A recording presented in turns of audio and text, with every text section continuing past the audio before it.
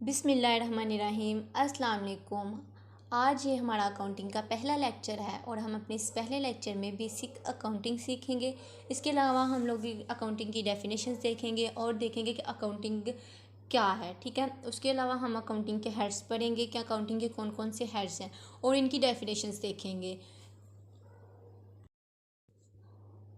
अब अगर हम बात करें अकाउंटिंग और अकाउंटिंग की डेफिनेशंस की, what is accounting? Accounting is the processor keeping the accounting books of the financial transaction of the company. जैसे कि हमने अकाउंटिंग की डेफिनेशन पढ़ी है इंग्लिश में। अब हम अगर अकाउंटिंग की डेफिनेशन को जो है वो अकाउंटिंग ज़बान में देखें कि अकाउंटिंग क्या होती है। जैसे कि अब हम इस अकाउंटिंग की डेफिनेशन जो हमने मतलब ली है, इस अकाउंटिंग डेफिनेशन ये जो यहाँ लिखी हुई है, इस अकाउंटिंग डेफिनेशन को हम देखते हैं। Accounting is the processor keeping the accounting books of the financial. अभी हमने अकाउंटिंग की डेफिनेशन पढ़ी है, इंग्लिश में हमने अकाउंटिंग की डेफिनेशन देखी कि अकाउंटिंग की डेफिनेशन क्या है। अगर हम अभी इसी डेफिनेशन को अकाउंटिंग ज़बान में देखें कि अकाउंटिंग क्या होती है, ठीक है, अब हम इसी डेफिनेशन को लेके चलते हैं आगे। अकाउंटिंग इज़ द प्रोसेसर, मतलब कि अकाउंटिंग एक प्रोसेसर है keeping the accounting books of the financial transaction of the company. अगर हम यहाँ पे बात करें कि फाइनेंशियल ट्रांजैक्शन क्या होता है, फाइनेंशियल ट्रांजैक्शन वो होती है कि हमने साल भर में, अपने पूरे साल में कितनी बार सेल किया, कितनी बार हमने परचेज़ किया, ये हमारे जो है वो फाइनेंशियल ट्रांजैक्शन कहलाता है। ठीक है, अगर हम अकाउंटिंग बुक्स की बात करें कि जो अकाउंटिंग है वो कैसे मतलब बुक्स को कीप करती है, बुक्स को मेंटेन रखती है, क्योंकि अकाउंटिंग बुक्स जो होती है वो पूरे साल भर का रिकॉर्ड जो है वो अपने अकाउंट बुक्स में मेंटेन करती है। मतलब ये जो है ये ट्रांजैक्शन जो है वो 10 12 या 100 ट्रांजैक्शन तो होती नहीं है जो इजीली बंदा याद रख सके कि ठीक है जी हमने याद रख ली। नहीं, ये साल भर में लाखों ट्रांजैक्शन होती हैं, उनको एट द टाइम एक बंदा कभी भी उसको याद नहीं रख सकता। इसलिए इसको अकाउंटिंग बुक में लिख लिया जाता है ताकि रिकॉर्ड रहे कि हमने साल भर में कितनी ट्रांजैक्शन की हैं। और इसके अलावा अकाउंटिंग बुक 5 हैं: cash day book, sale return day book, purchase return day book, sale day book, purchase day book. लेकिन हम अभी ये मैंने सिर्फ आपको जनरल नॉलेज के लिए बता दिया, इसकी जाके हम अपने दूसरे लेक्चर में हम यही बात डिस्कस करेंगे कि हमारी कौन कौन सी बुक्स हैं और इनका मकसद क्या है।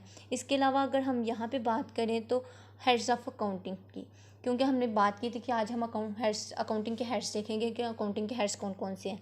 Expense, income, asset, liabilities, capital, ये 5 जो हैं ये अकाउंटिंग के हेड्स हैं। और इन पांचों को अगर हम डिफरेंट देखें कि इन पांचों का मकसद क्या है।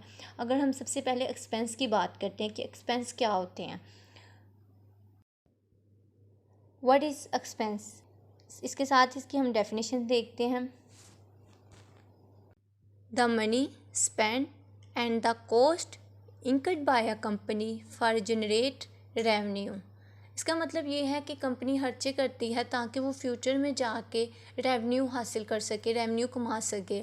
ठीक है, और ये वाले खर्चे जो हैं अलो भी होते हैं, क्योंकि इन जब तक हम ये खर्चे नहीं करेंगे तब तक हम कुछ भी अपने बिज़नेस से अर्न नहीं कर सकते, इसलिए ये खर्चे बेयरेबल होते हैं। ठीक है, अब हम इसके अलावा अगर बात करें इनकम की कि व्हाट इज़ इनकम, इनकम क्या है?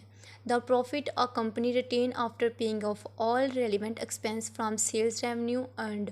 मतलब कि हम सारे एक्सपेंस पे करके जो भी हमारा प्रॉफिट होता है वो हमारा रेवेन्यू होता है, वो हमारी इनकम होती है। ठीक है,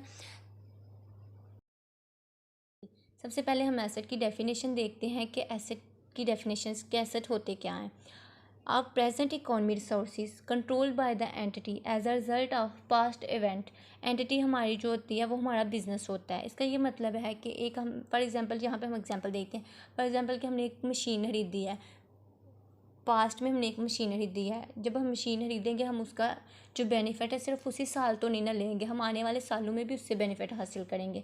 तो इसका यही मतलब है कि present economy resources as a result of past event, जो चीज़ हमने पास्ट में खरीदी है हम उसका फ्यूचर में भी बेनिफिट लेंगे और प्रेजेंट में भी बेनिफिट लेंगे। इसकी डेफिनेशन का ये मतलब है। इसके बाद अब हम इसकी टाइप्स देखते हैं कि एसेट की टाइप्स कितनी हैं। एक है करंट एसेट, दूसरी है नॉन करंट एसेट। अगर हम अब बात करें करंट एसेट की कि करंट एसेट क्या होते हैं।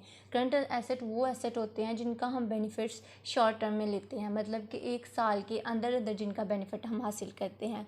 जैसे करंट एसेट की अगर हम एग्जांपल देखें तो हमारी कैश, क्योंकि कैश जो है वो आता जाता रहता है, वो एक साल में ख़त्म हो जाता है। इसके अलावा और भी बहुत से एसेट हैं जिनका हम फ़ायदा सिर्फ और सिर्फ एक साल के अंदर अंदर ले सकते हैं। ट्रेड रिसीवेबल भी जो होते हैं ये भी हमारे एसेट ही होता है, लेकिन इसको हम आगे अपने मज़ीद आगे जाके हम इसको डिटेल में पढ़ेंगे कि ट्रेड रिसीवेबल क्या होता है। इसके अलावा अगर हम बात करते हैं करंट एसेट की, नॉन करंट एसेट हमारे वो एसेट होते हैं जिनका फ़ायदा हम मोर देन 1 ईयर्स, मतलब कि 1 साल से ज़्यादा जो है ना उनका फ़ायदा हासिल करते हैं। जैसे कि मशीन्स हो गई, प्लांट्स हो गए, इक्विपमेंट हो गए। अगर हम मशीन खरीदते हैं तो उसका जो बात हमने इसके बारे में पहले भी की है कि जो हमारी मशीन्स होती हैं उनका फ़ायदा हम सिर्फ 1 साल में नहीं लेते, बल्कि हम आने वाले सालों में भी उससे फ़ायदा हासिल करते हैं। इसके अलावा लाइबिलिटी की बात करें कि लाइबिलिटी क्या होती है, a present obligation of the entity to transfer and economy resources as a result of past event. मतलब लाइबिलिटी हमारी जो होती है वो हमारे पे कर्ज़ा होता है जो हमने वापस करना होता है। इसका ये मतलब होता है कि हमने पिछले साल कुछ कर्ज़ा लिया और जो हमने इस साल जो है वो पे ऑफ करना है, ठीक है। ये होती है हमारी लाइबिलिटीज़। लाइबिलिटी एक किस्म का हर कर्ज़ा ही होता है जो हमने वापस करना होता है। फॉर एग्जांपल हमने किसी से मशीन परचेज़ कर ली उधार पर, उसके अलावा हमने कुछ परचेज़ कर लिया, वो उधार पे कर लिया जिसको हमने फ्यूचर में जाके सेट ऑफ करना है। ये हमारी लाइबिलिटीज़ होती हैं। जो लाइबिलिटीज़ हैं ये भी 2 तरह की होती हैं, लाइबिलिटीज़ और non current liabilities. Current liabilities ये होती हैं कि जिनको हमने 1 साल के अंदर अंदर सेट ऑफ करना होता है। For example trade payable and utility bills payables. Trade payable वो होते हैं जब हमने किसी से परचेज़ करते हैं तो हम परचेज़ में एट अ टाइम उसको पे नहीं करते। हम ये कहते हैं कि हम आपको ये कुछ मंथ बाद, मतलब 2 मंथ बाद, 3 मंथ बाद या 6 मंथ बाद आपको पे करेंगे। तो ये हमारी जो होती हैं लाइबिलिटीज़ होती हैं, करंट लाइबिलिटीज़ होती हैं।